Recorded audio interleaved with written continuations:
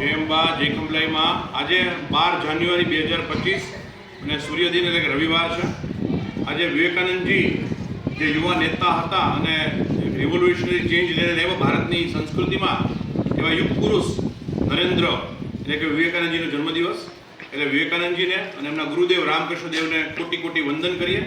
પ્રાર્થના કરીએ કે દક્ષિણેશ્વરના દર્શન આપણે એકવાર જીવનમાં અવશ્ય કરાવે કે જ્યાં વિવેકાનંદજીનું જે ચાકડી હતી, ઘડિયાળ હતી, જે પહેરતા કપડાં, જબ્બોની બધા એ બધા હજી એમને શાશ્વત રાખવામાં આવેલા છે. સાથે સાથે આપણા મુખ્ય યજમાન શ્રી દર વખતે નૈનાબેન પિયુષભાઈ રાવલ એમનો પણ આ જન્મદિવસ છે 12 જાન્યુઆરી. એટલે એમને પણ આપણે શ્રી ખંભલાઈ માતાજી પરિવાર વતી ખૂબ ખૂબ અભિનંદન અને એમને પણ પ્રાર્થના કરી કે આપણા બધા કાર્યક્રમ સરસ થાય. એક સરસ વાર્તા તમને કરું, મજા આવશે. એક રાજા એક ગામમાં હતો, બહુ જ સરસ પરદુખ ભંજન, વિક્રમાદિત્ય જેવો અને ખૂબ જ પરદુખ ભંજન કે બીજાના દુઃખમાં ભાગીદાર થાય અને કલાકારોને પ્રોત્સાહન આપે. ખૂબ સારો એવો રાજા પ્રજાવત્સલ. અને એકવાર એ રસ્તામાં નીકળ્યો હશે ને એને કલાકૃતિનો અને મૂર્તિઓનો શોખ અને એને હાથમાં એક અણમોલ પથ્થર આવી ગયો, મોટો બધો, એવો સરસ પથ્થર કે જે જમાનામાં દુર્લભ હતો.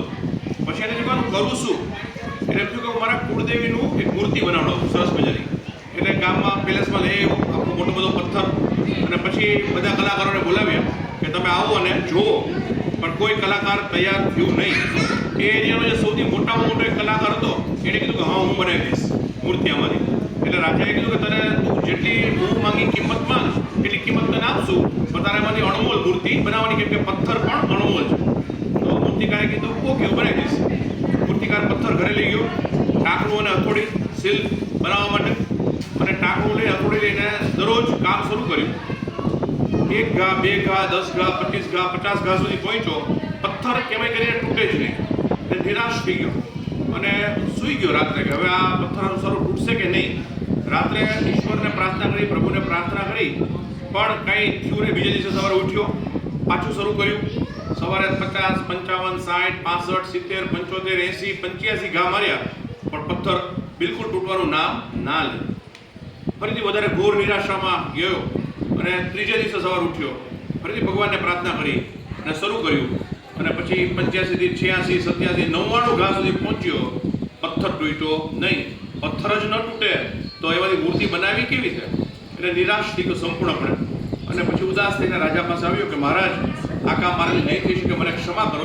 તમે મને સારામાં સારો મૂર્તિકાર કરીને કામ આપ્યું, પણ હું કરી શક્યો નહીં. મને અફસોસ છે આખી જિંદગીભર કે હું આ કામ થઈ શકે એમ હતું, પણ મારાથી થઈ શક્યું નહીં.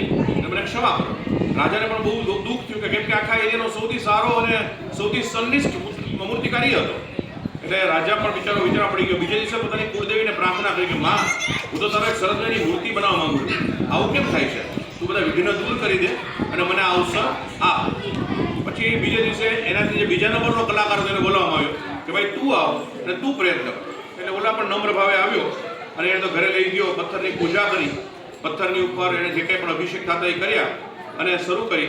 પેલો ટાંકણાનો ઘા માર્યો અને પથ્થર તૂટી ગયો 100માં ઘાએ. તો મોરલ ઓફ ધ સ્ટોરી એવું છે કે કદાચ ઓલો જે પેલો મૂર્તિકાર હતો એને 100મો ઘા મારી દીધો હોત તો મૂર્તિ તૂટી જ જાય, પણ એને 99 ઘાએ થાકી ગયો. એટલે આપણે શ્રીફળને જ્યારે માના મંદિરમાં વધેરીએ છીએ ત્યારે પેલા ઘાએ શ્રીફળ ફૂટતું નથી, બીજા ઘાએ પણ ફૂટતું નથી, ત્રીજા ઘાએ શ્રીફળ વધેરાઈ જાય છે. એટલે આપણે બધા એવું બોલીએ છીએ કે ત્રીજા ઘાએ શ્રીફળ વધેરાઈ ગયું. વાત તો સાચી છે કે ત્રીજા ઘાએ વધેરાણું, પણ પેલા 2 ઘાએ તૂટવામાં મદદ બહુ કરી છે. કેમ કે જો પેલા 2 ઘા ન પડ્યા હોત તો ત્રીજા ઘાથી શ્રીફળ વધેરાત નહીં. મારો કહેવાનો મતલબ એ છે કે ઘણીવાર ઈશ્વરના કાર્યમાં આપણને અણમોલો અવસર મળતો હોય છે, પણ આપણે છેલ્લે આવીને થાકી જાય છે. અને પછી આખી જિંદગી એવું થયા રાખે, બધાના ફોન આવે રાખે કે મુકેશભાઈ પ્રસંગમાં ભાગ લેવો હતો પણ ખબર નહીં શું થયું કે ન લઈ શક્યા. એટલે એ આપણી જ આપણી દ્રઢ ઈચ્છાશક્તિ, પ્રભુને પ્રાર્થના કરવામાં ક્યાંક ખામી છે. એટલે ઈશ્વર તો અવસર આપે જ છે.